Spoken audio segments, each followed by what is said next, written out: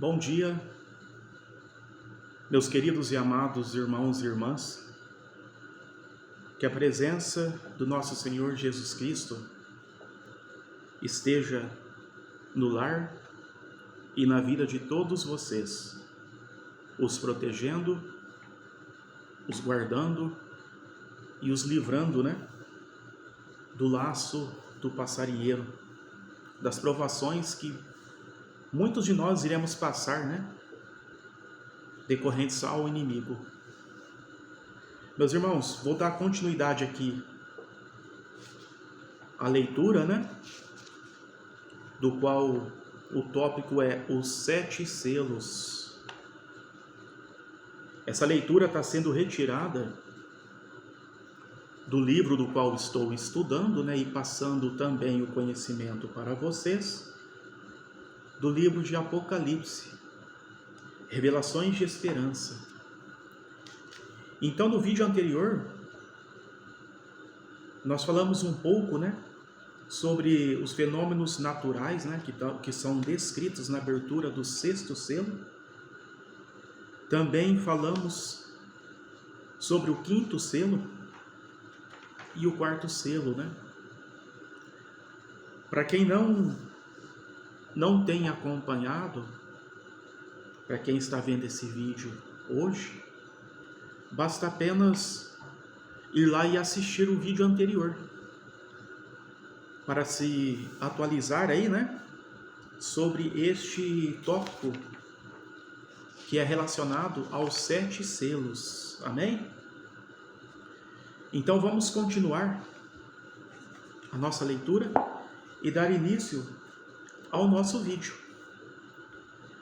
que nos pergunta assim, por que razão os ímpios rogaram desesperadamente as rochas e as montanhas para que caíam sobre eles, Vamos ver lá no livro de Apocalipse, do qual é o nosso estudo, o foco principal, que é o livro de Apocalipse, no capítulo 6, versículo 14 ao 18, vai nos dar uma explicação sobre esta pergunta.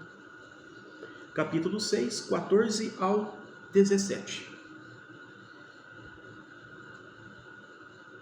E o céu afastou-se como um rolo que está sendo enrolado, e cada monte e cada ilha foram removidos dos seus lugares. E os reis da terra, e os dignatários, e os comandantes militares, e os ricos, e os fortes, e todo escravo e toda pessoa livre, esconderam-se em cavernas e nas rochas dos montes. E estão dizendo aos montes e às rochas: cai sobre nós, e esconde-nos do rosto daquele que está sentado no trono, e do furor do Cordeiro, porque veio o grande dia do seu furor, e quem é que pode ficar de pé? Então, qual a razão, que os ímpios, que as pessoas erradas, as pessoas que cometeram a maldade na terra, por qual razão eles rogaram desesperadamente para que as rochas e as montanhas caíssem sobre eles, Eles oraram por quê? Porque eles queriam se esconder. Eles queriam ser escondidos, da fúria de Deus. Porque na Bíblia nos fala que todos aqueles que cometerem maldade, que cometerem pecado, que nada vai passar escondido e despercebido aos olhos de Deus. Então, quando chegar a vinda do Senhor Jesus Cristo, em que todos forem julgados e separados, os ímpios dos justos, após isso acontecerá o furor de Deus. Então, é como diz aqui, e estão dizendo aos montes e às rochas: caem sobre nós, escondei-nos do rosto daquele que está sentado no trono e do furor do Cordeiro, porque veio o grande dia do seu furor. E quem é que pode ficar de pé? Então vocês veem, né, meus irmãos e minhas irmãs? Se nós, pelo pouco, pelo mínimo que tenhamos de conhecimento da palavra de Deus, e assim como menciona aqui na Bíblia, né? Se as pessoas temem, sabem do furor do Cordeiro, aí eu te pergunto, por que muitos ainda vivem no mundo da iniquidade? Por que muitos ainda preferem viver de idolatria, viver sobre o pecado, não respeita os mandamentos, não respeita as leis de Deus, cientes de que o momento está chegando, né? Ciente em que o furor do Cordeiro está próximo. Aí a pessoa acha, né, vamos dizer assim, que ela pode viver todo esse tempo escondido da face do Senhor, que Ele não está vendo, sendo que a Bíblia nos ensina e nos mostra que nada passa despercebido aos olhos de Deus, né? Então, mais uma vez eu pergunto, se sabemos de tudo isso, por menor que seja o nosso conhecimento, o nosso entendimento, se sabemos de tudo isso, por que persistimos então em viver no mundo errado? Por que persistimos então em continuar a fazendo o desejo de Satanás? Por que então? Não é verdade? Então somente um tolo para não entender isso. Porque hoje as fontes, as formas da palavra de Deus se dirigir, se encaminhar às pessoas, está tão fácil. Onde quer que olhemos, onde quer que coloquemos os nossos ouvidos, os nossos olhos, tem sempre uma mensagem, sempre uma orientação. Então não vá achando que quando chegar o dia do julgamento, não vá achando que a pessoa vai chegar diante do Senhor e vai dizer assim: Senhor, me perdoe que eu não sabia. Não é verdade? Aí a pessoa vai estar sendo hipócrita. A quem ela acha que ela está enganando? Ao Criador? Pelo contrário. Cada dia essa pessoa se engana a ela mesma, a si próprio. E ninguém vai se safar, ninguém vai se livrar do julgamento. Ninguém. Se a pessoa que tem idolatria, que tem adoração a Satanás, achar que ele vai livrar ela do julgamento, do furor de Deus, se engane, não vai. Pelo contrário, o primeiro que vai bater em retirada e deixar você sozinho vai ser aquele que muitas vezes você idolatra. Você idolatra. Então, o nosso tempo está aí, meus irmãos e minhas irmãs. Cabe a nós entendermos, adquirirmos o conhecimento e a sabedoria para analisarmos de que lado nós estamos e de que lado nós estaremos quando chegar a vinda do Senhor Jesus Cristo. Não é verdade? E continuando a leitura, diante da segunda vinda de Cristo, aqueles que se ampararam na graça salvadora receberão a vida eterna. Aqueles que recusaram a salvação em Cristo terão de enfrentar as consequências. No livro de João,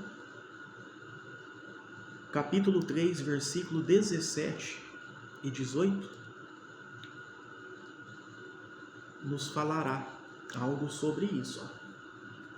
João, capítulo 3, versículo 17 e 18.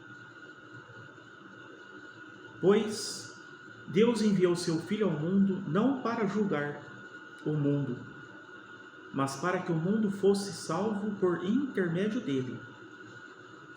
Quem nele exercer fé não há de ser julgado.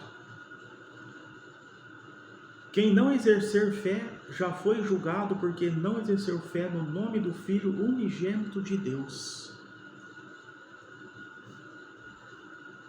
Estava pensando aqui agora, meus irmãos. Às vezes eu não gosto de mencionar muito, falar muito sobre religiões. Cada um tem a sua, né?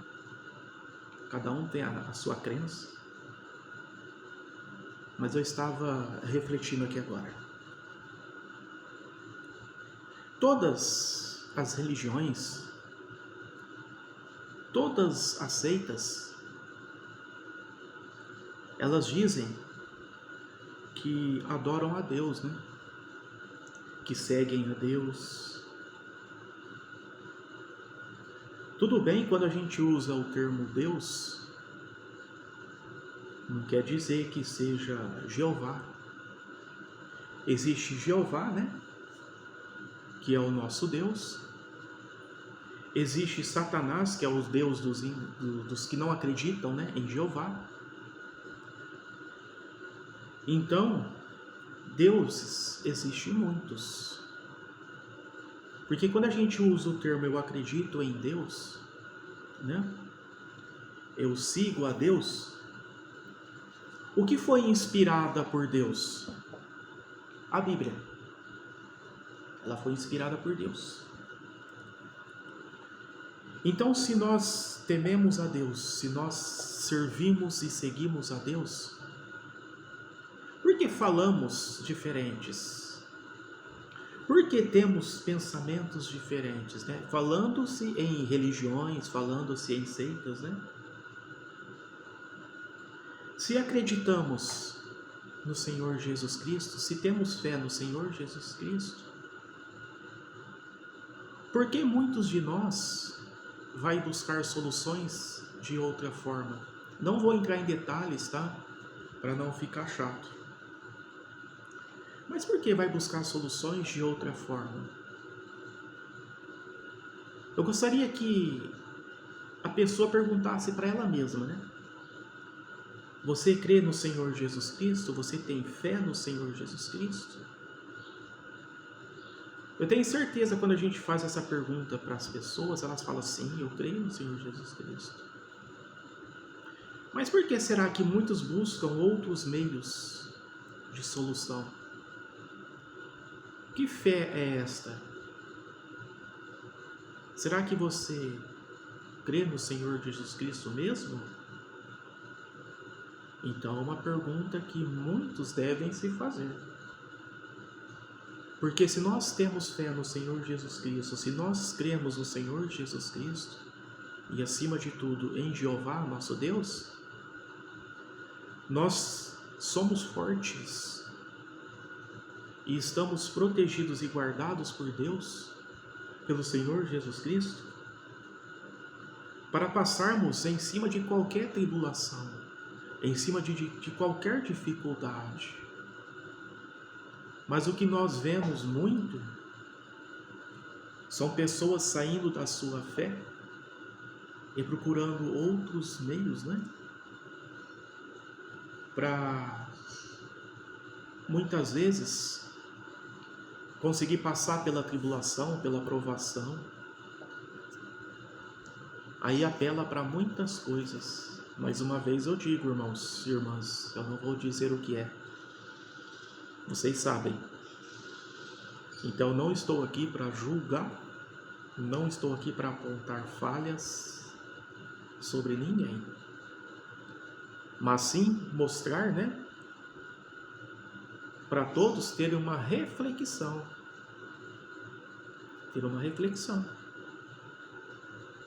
Há um tempo atrás, eu mesmo muitas vezes busquei soluções em outras formas, em outros meios que fogem e que desrespeitam no que está escrito aqui, ó. Sabe o que aconteceu, meus irmãos? Por um tempo momentâneo, os problemas, as provações, elas sumiram. Sumiram, sim. Mas na hora que ela voltou, na hora que a provação voltou, na hora que a situação voltou mais forte. Então, nosso Senhor Jesus Cristo, Ele não nos dá as provações de uma forma que não tenhamos forças de resolver. Ele sabe até onde vai a nossa força, até onde vai a nossa fé. Então Ele não vai colocar sobre nós uma provação que não vamos dar conta de resolver, né? Ou melhor, corrigindo, né? Ele não vai colocar, não, Ele não vai permitir. As provações são colocadas pelo inimigo para testar a nossa fé. Deus, ele não quer provar ninguém e também não quer ser provado, né? Lembrando isso, tá bom? E fazendo essa correção, do qual eu me equivoquei. Então, Ele não permite as provações que o inimigo tenta colocar sobre o nosso caminho para fazermos cair na fé.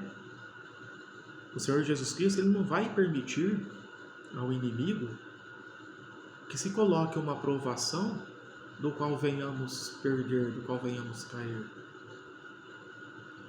E da mesma forma, quando passamos por uma provação, se estamos fracos, se estamos prestes muitas vezes a cair, o nosso Senhor Jesus Cristo, Ele intervém, Ele não permite. Ele não permite. Então nós devemos nos atentar e refletir muito sobre isso, de que toda provação que está sendo colocado sobre a nossa vida é o inimigo tentando nos desviar, tentando nos derrubar, nos desanimar, nos desmotivar a nossa fé e a nossa busca pelo Senhor Jesus Cristo. Então, quando estamos passando por provações, nós devemos agradecer e pedir a Deus que esteja conosco. Às vezes você pode se perguntar assim, mas você está louco, por que eu vou agradecer a provação? Por que, meus irmãos? Porque se estamos sendo provados, é porque o inimigo, ele está revoltado, ele está possesso. Por quê? Porque ele está vendo que nós estamos no caminho de Deus, que nós estamos servindo a Deus. E ele não quer isso, ele quer nos derrubar, ele quer nos tirar desse caminho. Então, quando vêm as provações, nós devemos agradecer. É um sinal forte de que estamos do lado correto. O preocupante é se não tenhamos provações. Se nós não temos provações, é porque estamos fazendo a vontade de Satanás. É porque estamos nos distanciando de Deus. Não é verdade? É a mesma coisa, se ficamos doentes, por que ficamos doentes? Porque nossa saúde está boa. Por isso ficamos doentes. Por que ouvimos o sim? Porque, de alguma forma, em algum momento ouvimos o não. Então tudo tem uma lógica, tudo tem um propósito. Nada é por acaso. Então são tudo situações que nós devemos refletirmos. E continuando a leitura, né, porque a gente vai conversando e vai fugindo um pouco do tópico aqui, né? É que uma coisa vai desencadeando a outra. Que farão os anjos em relação aos fiéis servos de Deus? Que farão os anjos? No livro de Apocalipse, capítulo 7, versículo 2 e 3. Vamos ver o que nos diz. O que farão os anjos em relação aos fiéis servos de Deus? Capítulo 7, versículo 2 e 3. E eu vi outro anjo ascender desde o nascente do sol, tendo um selo de Deus vivente. E ele gritou com voz alta para os 4 anjos, os quais se concedera fazer dano à terra e ao mar, dizendo: não façais dano à terra, nem ao mar, nem às árvores, até depois de termos selado os escravos de nosso Deus nas suas testas. Os anjos, por ordem divina, aplicam sobre os salvos o selo de Deus vivo, um sinal de fidelidade ao Criador. Os selados serão preservados quando os ventos da destruição final da humanidade não forem mais contidos pelos anjos de Deus. Então esse será o papel, né, dos anjos em relação aos fiéis. Eles virão para proteger, para guardar quem respeitou aos mandamentos e às leis de Deus. E para finalizar aqui a leitura, né, para finalizando, o que aconteceu ao abrir o 7º selo, né? O que será que aconteceu no livro aqui de Apocalipse, né, ao abrir o 7º selo? Está em Apocalipse, capítulo 8, versículo 1. E quando ele abriu o 7º selo, houve do céu um silêncio por cerca de meia hora. É preocupante, né, meus irmãos? A gente está vivendo tudo o que estamos vivendo, né? E analisem, né? Já pensou se de repente acabar o som de tudo, por meia hora? É aterrorizante, né? Nós que estamos acostumados a viver com o canto dos pássaros, com o barulho do vento, com o barulho de carros, com o barulho de sirenes, cachorro latindo. E de repente tudo se cala, né? Por meia hora.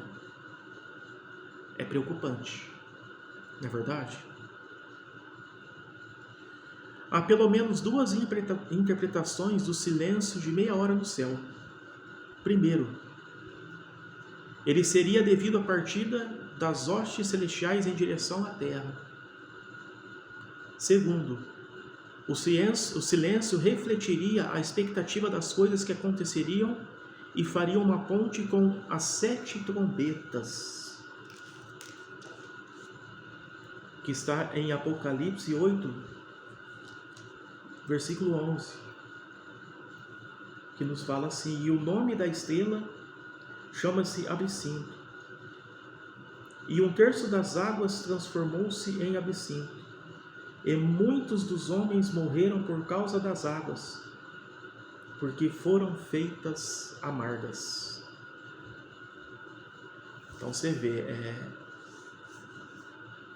por isso que eu sempre digo, vamos nos orientarmos, vamos nos atentarmos cada vez mais, adquirir cada vez mais conhecimento, porque os sinais, né, estão cada vez mais fortes, cada vez mais nítidos, e devemos estar preparados quando acontecer a segunda vinda de Cristo. Que promessa Deus oferece ao seu povo entre o sexto e o sétimo selo, quais são estas promessas? Voltando aqui no livro de Apocalipse, capítulo 7, versículo 16 e 17, vai nos mostrar aqui, na Bíblia, quais são essas promessas que Deus oferece ao seu povo entre o sexto e o sétimo selo.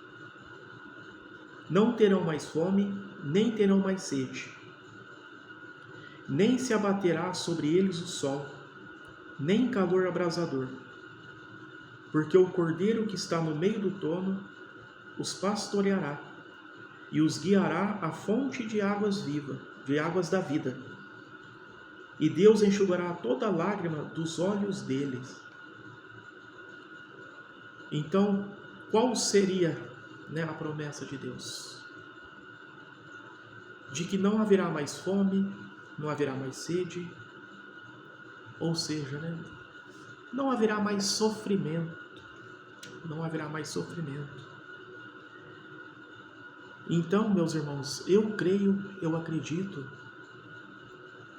nestas palavras que está aqui escritas por Deus. E eu tenho certeza que vocês também creem, nessas palavras. Vocês acreditam.